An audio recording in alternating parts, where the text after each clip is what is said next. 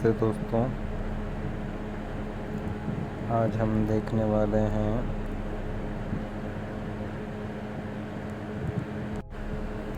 Market कैसे work करता है। देखो गाइस, मार्केट में बहुत से जने होते हैं जो केवल लॉन्ग टर्म के लिए ये यूज़ करते हैं, और जो हमारे जैसे ट्रेडर्स हैं, रिटेल ट्रेडर्स, वो इंट्राडे में ज़्यादा अपना फोकस करते हैं। तो इंट्राडे में करना काफ़ी हद तक कठिन होता है, क्योंकि यहाँ पर टाइम का बहुत ही, कितने टाइम पे कौन सी कैंडल कहाँ ओपन हुआ, कहाँ क्लोज हुआ, ये सब बहुत मैटर करता है। तो मार्केट का जो बिहेवियर है उसमें मार्केट ऊपर जाता है, नीचे आता है, ऊपर जाता है, नीचे आता है, ऊपर जाता है, नीचे आता है, ऐसे करके होता है। तो अब यहाँ पर मार्केट का टाइम फ्रेम, जिस टाइम फ्रेम पर आप देख रहे हैं, वहाँ से आप ये देख सकते हैं कि मार्केट कौन सी दिशा में जाना चाह रहा है। जैसे अभी आप देख रहे हैं कि एक डाउन ट्रेंड मार्केट है, क्योंकि यहाँ पर ये ऊपर गया, नीचे आया, या इसका एक स्लो डाउन साइड से है, और ये पिछले 5 दिन से इसका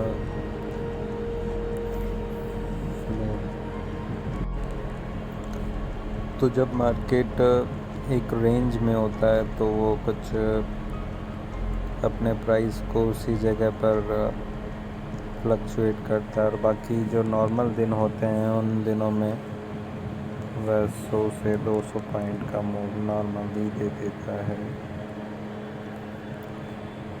कह सकते हैं कि यहाँ पर मार्केट अपनी प्राइस को सस्टेन कर रहा है, और फिर एक बड़ा मूव जो आपको देखने को मिल रहा है अगले 2 दिनों में। यहाँ से मार्केट को आप आना होता तो पहले उसे यहाँ से डायरेक्ट यहाँ नहीं आ सकता, क्योंकि उसने जो ट्रैवल किया है यहाँ से पहले डाउन, फिर अप, फिर डाउन, फिर अप, फिर डाउन, फिर अप, फिर डाउन। अब यहाँ से जब उसको ऊपर जाना है तो वो पहले यहाँ आएगा, फिर जाके वो ऊपर अपनी जर्नी स्टार्ट करेगा। तो जब ये ऊपर, इसका लास्ट पॉइंट आपको नहीं पता है तो आप अपने स्टॉप लॉस को ट्रेड करते जाओ और प्रॉफिट अर्न करते जाओ। देखिए, पहले आपको समझना पड़ेगा कि मार्केट क्या सेंटिमेंट से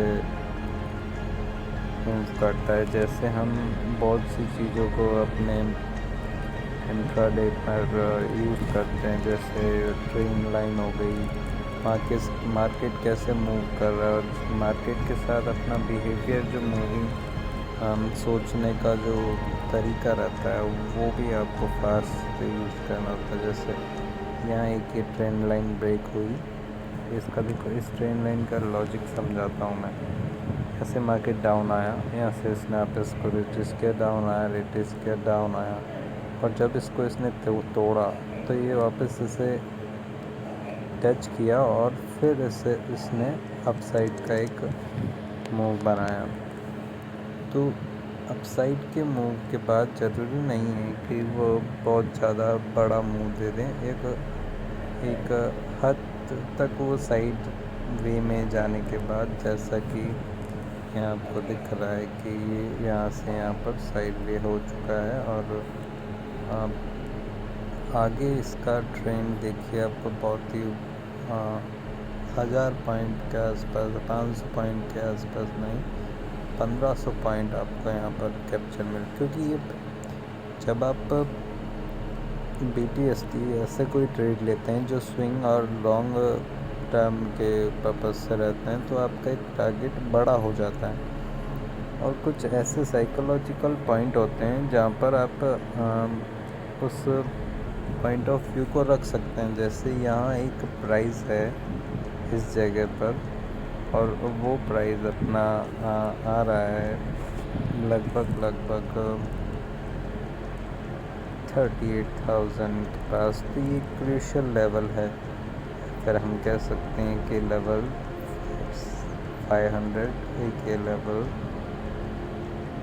तो मार्केट ने जब यहाँ से इसको ब्रेक किया तो एक बार रीटेस्ट करके और फिर ऊपर आया, फिर इसने अपनी जर्नी को 38,000 के पास में फ्लक्चुएट करते हुए मार्केट अप गया और डाउन आया, फिर उसको टच किया, फिर डाउनफॉल कर गया, फिर उसने वहीं प्राइस को थोड़ा सस्टेन करके अप साइड क्लोजिंग देकर फिर वहाँ से एक डाउन मूवमेंट स्टार्ट किया। तो एक पूरा ये शेड्यूल बन जाता है, जैसे आप मार्केट को देखने का नज़रिया और आप कौन से टाइम फ्रेम पर उसको ऑब्ज़र्व कर रहे हैं। अब यही अगर मैं बड़े टाइम फ्रेम पे देखूं तो वो मुझे कुछ इस तरीके से नज़र आएगा। हालांकि मेरा 38,000 का लेवल बहुत नीचे आ जाता है, मैंने जो मार्क किया देखिए आप उसमें चार्ट में आपको 10 मिनट की जो कैंडल है उसके ऊपर दिख रही है, तो आपको यहाँ पर ट्रेड लेना चाहिए। यहाँ जैसे हमने कर लिया 1 आवर का चार्ट है, 1 आवर के चार्ट में भी आपको दिख रहा होगा जो मैंने साइकोलॉजिकल लेवल लिया है 38,000 का, उसके ऊपर इसने गैप अप ओपन किया और एक बड़ा कैंडल बनाया। 1 आवर का कैंडल आपको दिख रहा है, ये 1 डे का चार्ट, ये अपना 1 डे का चार्ट है। इसमें टोटली ये साइड वे दिख रहा है, क्योंकि जब हम इसे 5 मिनट में कन्वर्ट करते हैं तो ये कुछ इस प्रकार दिखता है। तो छोटे टाइम फ्रेम पे जो कैंडल्स होती है वो एक बड़े टाइम फ्रेम को सपोर्ट करते हुए बड़ी कैंडल बनाती है। यहाँ पर अगर हम 1 मिनट का टाइम फ्रेम भी लें तो वो बहुत बड़ा मूव हमें दिखाएगी इस तरीके से। यहाँ पर 1 मिनट की कैंडल ने हमें पॉइंट्स दिए हैं, लगभग पॉइंट की कैंडल ने हमें पॉइंट दिया है कितना 975 से लेके 3890। पूरी एक कैंडल ने आपको यहाँ से 100 पॉइंट का मूवमेंट दे दिया है। और इसी को देखते हुए कि मार्केट में एक अपसाइड का मूव आ सकता है, काफ़ी जनों ने यहाँ इस जगह पर बाइंग करी होगी और अपना स्टॉप लॉस कहाँ उन्होंने लगाया होगा, इस कैंडल के आसपास।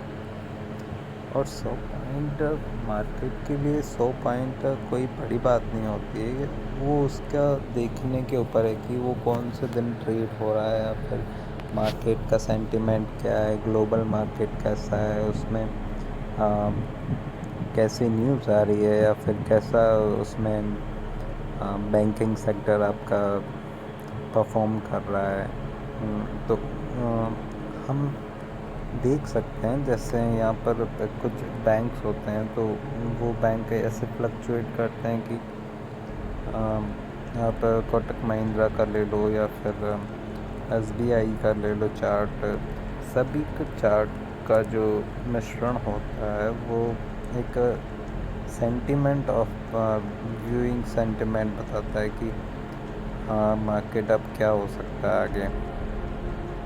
तो आप केवल बैंक निफ्टी को देखकर तो आप इसे नहीं कर सकते हैं, आपको ओवरऑल मार्केट का व्यू कैप्चर करना आना चाहिए सबसे पहले। बहुत से जने लाइन चार्ट भी यूज़ करते हैं, पर लाइन में आप इतना परफेक्ट आइडेंटिफिकेशन नहीं कर सकते हैं। तो कैंडल स्टिक जो है वो सबसे अच्छा पैटर्न रहता है। चार्ट को रीड करने के लिए। और कैंडल स्टिक के बाद भी बहुत सी ऐसी चीज़ें हैं जो हमें चार्ट का सेंटिमेंट को समझने में मदद करती है। तो आगे मैं एक एक वीडियो डालता रहूँगा इन सब के बारे में। जैसे जैसे मुझे मेरा एक फ़्लो बनेगा मार्केट के साथ, वैसे वैसे मैं आपको नई नई चीज़ें बताता रहूँगा जैसे जैसे मुझे पता चलती जा रही है। मैं भी अभी एक बिगिनर ही हूँ मार्केट में, पर मैं ये चाह रहा हूँ कि जैसा मैं सीख रहा हूँ वैसे ही लोगों को सिखाऊँ, क्योंकि मैंने भी बहुत लॉस खाया है इस मार्केट में और मैं नहीं चाहता कि कोई बंदा लॉस करे। तो आगे मैं इन इंडिकेटर्स पे जो मार्केट के सेंटिमेंट को अच्छे से ये देखिए, अब इस चार्ट को देखेंगे तो कोई भी कंफ्यूज हो जाएगा कि ये क्या है, अब इसको कैसे रीड करा जाए। तो हर एक इंडिकेटर का एक अपना प्रेजेंटेशन एरिया रहता है, तो उस एरिया में रहकर ही उसको काम करना होता है। जैसे हम मूविंग एवरेज ले लेते हैं और एक बड़ा मूविंग एवरेज, जिससे कि है ना हम मार्केट की मूवमेंट को समझ सकते हैं कि मार्केट कहाँ मूव करेगा या फिर उसका किस तरफ ज़्यादा प्रेडिक्ट हो सकता है वह। और यही है कि एक चार्ट अगर जहाँ तक सिंपल चार्ट जो रहता है वो सबसे अच्छा रहता है मार्केट रीड में, और वो भी लाइव। जब हम मार्केट को देख रहे हैं और लाइव उसके साथ चल रहे हैं, सीखते चल रहे हैं और जो हमको आता है वो उसे इंक्लूड करते चल रहे हैं, तो हम डेफिनेटली एक हम आँखें ट्रेंड करने वाली बात हो जाएगी कि आँखें हमारी ट्रेंड हो जाएगी और हम एक कैंडल का जो बिहेवियर है उसे समझ सकते हैं कि कहाँ कैंडल ओपन हुआ, कितनी देर उसको लगा फ्लक्चुएट होने में, कितना ऑर्डर आया है उस पर्टिकुलर कैंडल में, कितना उसमें वॉल्यूम आया है। हम यहाँ पर बहुत सी चीज़ों को ऐड कर सकते हैं, जैसे हम कुछ चार्ट हो गए जिसमें हम इन सब चीज़ों को देख सकते हैं। पर ये वीडियो अब ज़्यादा बड़ी नहीं करूँगा मैं, छोटी छोटी चीज़ें जो हैं वो मैं अलग से एक सेपरेट वीडियो बनाऊँगा सबके बारे में। और दोस्तों मैं चाहूँगा कि आप प्लीज़ सब्सक्राइब करें इस चैनल को और सपोर्ट करें, जिससे कि मार्केट के सेंटिमेंट को सभी लोगों तक पहुंचाया जा सके। और एक यूथ के लिए जो मैं ये कहना चाहूँगा कि देखिए, जोश में आकर होश ना खोएं। मैंने बहुत सा सुना भी है और देखा भी है कि बंदा लोन लेकर या फिर कुछ ऐसा किसी से पैसे लेकर उसमें लगा देता है, तो अब लॉस हो जाता है तो बहुत डिसअपॉइंट हो जाता है खुद से। तो अब यहाँ पर ऐसी भी कोई बात नहीं है कि आपने जो यहाँ डाला है वो आपको कंफर्म ही प्रॉफिट ही होकर आप निकलें। तो आप आपके प्रॉफिट को बचाएं और सीखने पे फोकस करें कि कैसा मार्केट मूव कर सकता है या फिर कैसा हमारा इन्वेस्टमेंट वर्क करेगा हमारे लिए। तो सोच समझ कर इन्वेस्ट करें। जहाँ भी आपको लगता है कि हम यहाँ स्टेबल नहीं रह पाएंगे तो उसको पहले सीखने का ट्राई करें और बाद में ही इस इन्वेस्टमेंट की दुनिया में अपना कदम रखें। बाकी आप खुद समझदार हैं और आगे ही और मार्केट के बारे में जानने के लिए सब्सक्राइब करें शेयर स्टॉक। Thank you.